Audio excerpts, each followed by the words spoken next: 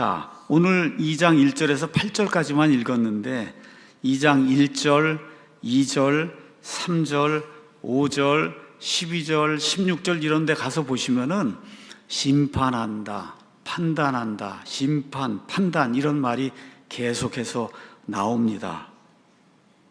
그러니까 이런 것들을 염두에 두고 로마서 2장을 읽으면은 로마서 2장의 주제는 하나님의 심판이구나. 이걸 누구라도 알 수 있어요. 하나님의 심판이구나. 그렇죠? 그러니까 성경에 나와 있는 하나님은 심판하시는 하나님이에요. 사랑의 하나님이기도 하신데 성경의 하나님은 진짜 어떤 분이시냐? 두렵고 심판하시는 하나님이에요. 두렵고 심판하시는 하나님. 자, 여기 심판, 판단 이런 단어가 나오는데 판단하다, 심판하다 이게 다 영어로는 judge라고 하는 그런 단어입니다. J-U-D-G 아마 중학교 1학년, 2학년쯤 되면 가서 배우는 그런 단어가 judge입니다. 그래서 제가 판단하다, 심판하다를 우리말 표준 국어 대사전에 가서 찾아봤어요. 그때 첫 번째 뜻이 뭐냐? 어떤 문제나 관련된 일이나 사람에 대해서 잘잘못을 가려서 결정을 내리는 거, 이게 판단하는 거예요. 재판하러 가면은 판사가 잘잘못을 가리잖아요. 그래서 재판한다, 판단한다, 이게 그런 뜻이 있고, 두 번째 뜻이 뭐냐? 신이 인간과 세상의 죄를 다스리는 그거를 심판하다, 우리말로 그렇게 표현한다는 거예요. 그러니까 우리 기독교에만 이런 심판이 있으니까 여기 나와 있는 신은 물론 하나님이고 죄를 다스린다 그러니까 죄를 다스리는 게 뭐야? 우리말이 참 어려워요. 그래서 제가 다시 표준 그 국어 사전에 가서 다스리다를 찾아봤더니 다스리다가 뭐냐? 죄의 사실을 밝힌 다음에 벌을 주는 게 그게 다스리다는 거예요. 그러니까 판단한 다음에 시시비비를 가려갖고 그 다음에 맨 끝에 형벌을 주는 것도 저주예요. 똑같은. 그러니까 판단하다, 심판하다가 똑같은 단어지만 상황에 따라서는 판단, 어떤 땐 재판, 어떤 땐 심판 이렇게 이제 사용이 되는 거예요. 자, 로마서 이제 2장 말씀은 성경의 하나님은 각 사람의 잘잘못을 가려서 어떻게 해요? 판단해서 보상받을 자에게는 보상을 주시고, 그렇죠? 형벌받을 자에게는 형벌을 주시는 분이시다. 지금 성경이 그렇게 이야기하는 거예요. 보상받을 자에게는 보상을 주고, 그렇죠? 형벌을 받아 마땅한 자에게는 형벌을 준다는 거예요. 여기 1장 32절 가서 보면 그 위에 이 세상에 하나님을 믿지 않는 자들이 짓는 죄들의 목록이 나오고, 그 다음에 그들이 이런 일들을 행하는 자들은 죽어야 마땅하다는 하나님의 심판. 하나님의 심판이 있어요. 하나님의 뜻대로 살지 않고 이런 악한 죄를 지으면은 죽어야 마땅하다는 하나님의 심판이 있다는 거예요. 죽어야 마땅하다. 여기 나와서 여기는 죽는다는 거는 영원 무궁토록 하나님과 분리가 되는 둘째 사망을 이야기하는 거예요. 사람은 다 죽어요. 육체적으로 이런 죽는 거 이야기하는 거 말고 하나님의 임재 곁을 떠나서 영원 무궁토록 하나님과 의와 사랑과 공의와 이런 걸 보지 못하는 이러한 공간에 처박혀서 그래서 영원 무궁토록 형벌을 받는 이와 같은 일이 있다고 성경이 우리에게 이야기하고 있는 겁니다. 자, 그래서 이런 것을 성경이 뭐라고 얘기하냐?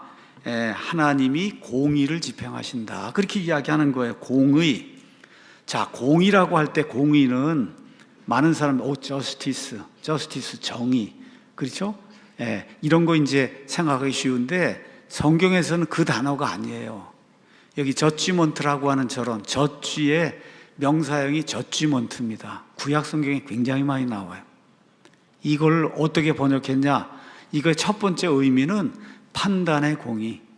하나님이 판단하셔서 공의롭게 도리를 베푸신다는 거예요. 자, 그러면 그렇게 해서 어떤 결정을 내리면 그게 하나님의 판단의 규범이 되는 거예요. 이 규범, 그렇죠? 이게 다 저지먼트예요. 그 다음에 이게 악한 자들을 형벌하는 이와 같은 의미로 사용이 될 때는 심판 이렇게 사용이 된 거예요. 여러분, 저지먼트라고 하는 저런 단어 우리는 그냥 재판 이렇게 이제 표현할 수밖에 없는데 여기에 상응하는 히브리 말에는 공정하게 판단해서 시시비비를 가려서 형벌을 줄 자에게는 형벌을 주고 보상을 줄 자에게는 보상을 준다. 그거를 판단의 공의, 판단의 공의는 하나님의 속성이에요. 하나님의 속성. 그래서 이와 같은 결정을 내리면 그게 법이 되는 거예요. 그게 판단의 규범. 그래서 여러분이 구약 성경을 이렇게 읽으면은 그러면 판단의 공의, 판단의 규범 이런 것들이 나와요. 이게 저지먼트라고 하는 그런 단어를 이제 번역을 한 겁니다. 자, 그래서 하나님은 자신이 만든 창조물, 특별히 인간과 천사들에 대해서 판단의 공의를 집행하십니다. 판단의 공의. 판단하신단 말이에요. 본인이 만든 이 존재가 합당하게 살고 있는지 살았는지를 판단하세요. 이렇게 판단하면서 나중에 형벌 줄 자에게 형벌을 주시는 것을 간단하게 심판이라고 표현하는 거예요. 심판 이렇게 이제 우리가 표현하는 겁니다. 자, 그런데 그러면 심판의 기준이 있어야 될 거 아니에요. 하나님이.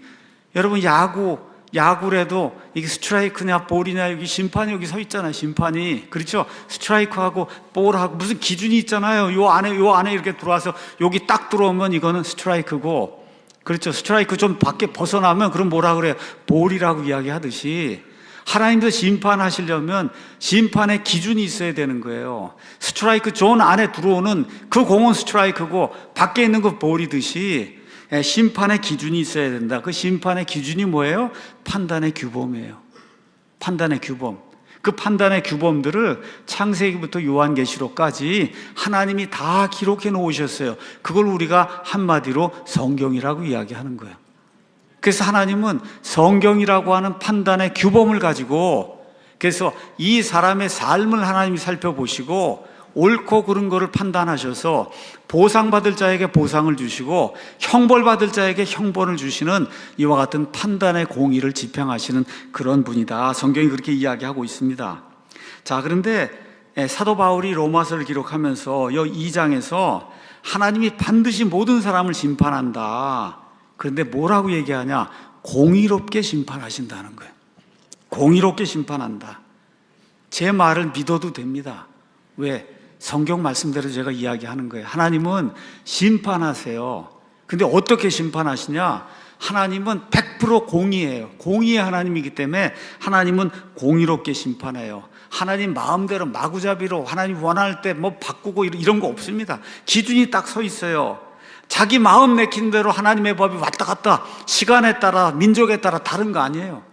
하나님의 법이 정확하게 기록이 돼 있어서 하나님의 그 판단의 공의가 판단의 규범에 따라서 공의롭게 반드시 집행이 돼요. 그래서 어느 정도까지 되느냐? 지옥 형벌을 영원 무궁토록 받을 그 사람들도 지옥에 가서 뭐라고 고백하냐? 제가 받는 그 형벌이 공의로운 형벌입니다. 그렇게 고백할 수 있을 정도로.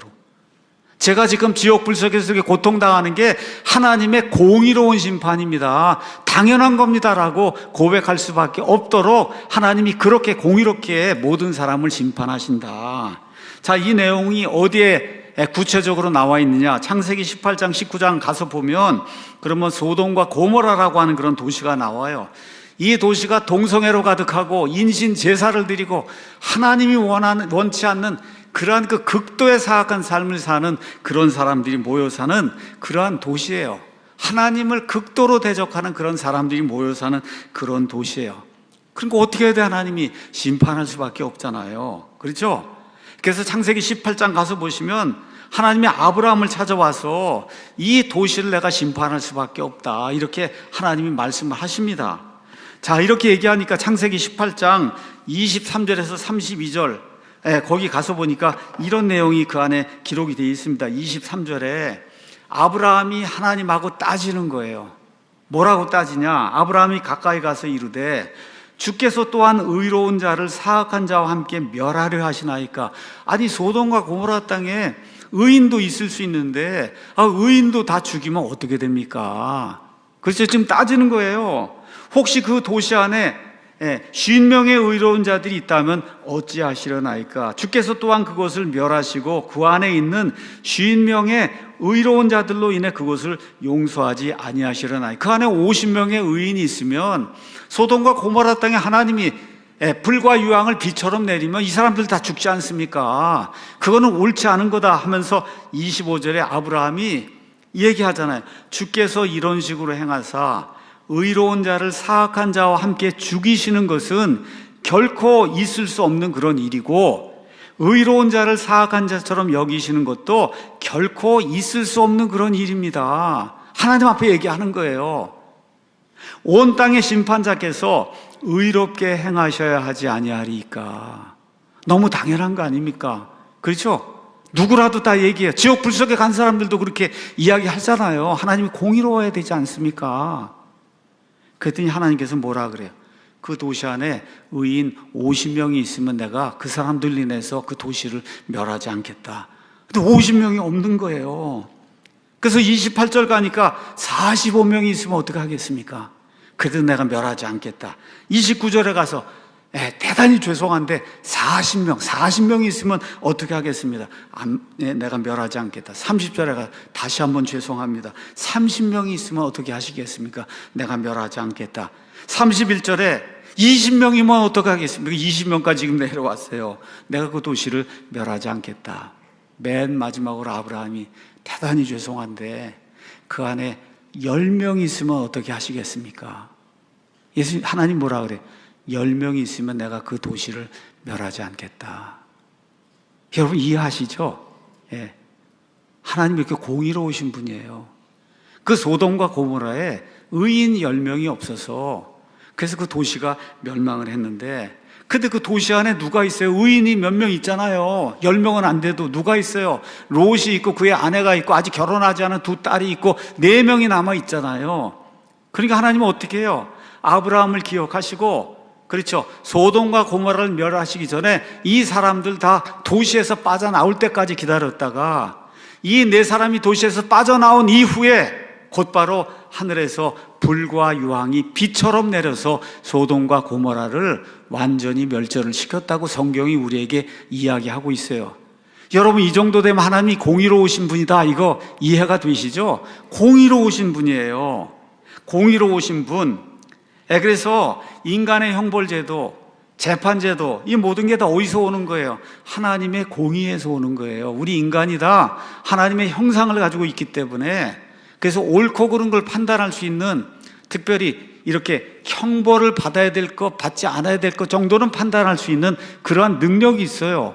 그래서 일 잘하고 국가를 위해서 수고하면 그런 보상을 하고, 그렇지 않고 인간에게 나쁜 짓을 하면 다 잡아다 넣고 이렇게 하는 그런 일을 하는데, 그게 어디에서 온 거예요? 하나님의 공의에서 오는 거예요. 인간이 하나님의 형상이 있기 때문에 인간 안에 부패되긴 했어도 그래도 하나님의 이 형상이 남아있어서 판단의 공의를 대다수 사람들이 인정하는 그런 법으로 만들어서 집행할 수 있는 그런 능력을 하나님이 우리에게 주신 거예요. 그래서 로마서 2장 1절에서 8절은 하나님의 공의로운 그 심판이 어떠한 방식으로 이루어지는지를 우리에게 분명히 보여줍니다. 그래서 이 본문 말씀을 통해서 하나님께서는 내 심판이 편파적이지 않고 공의롭다, 이거를 보여주시고, 또 그리고 뭘 말씀하시냐, 회개하지 않고 돌이키지 않는 모든 자들은 예외 없이 하나님의 진노와 경노, 다시 말해 영원한 불호수 지옥의 형벌을 받을 거다. 하나님 분명히 말씀하세요. 왜? 공의로운 분이기 때문에. 공의롭게 판단할 수밖에 없어요. 공의롭게 판단을 못하면 하나님이 아닙니다, 여러분. 그래서 회개하고 돌이켜서 구원을 받아야 된다고 지금 사도 바울이 하나님의 말씀을 대언을 하고 있는 겁니다.